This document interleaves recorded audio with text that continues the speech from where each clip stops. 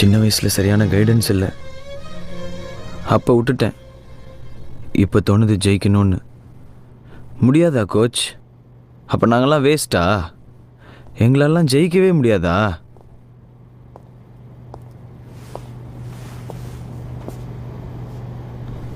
இந்த உலகத்தில் முடியாதுன்னு எதுவுமே கிடையாதுடா. நல்லா பெர்ஃபார்ம் பண்ணா யாரும் யாரையும் ஜெயிக்கலாம். இங்கே திறமை இல்லாத மனுஷங்களே கிடையாது. திறமையை வெளிப்படுத்தாத மனுஷங்க தான் அதிகம்.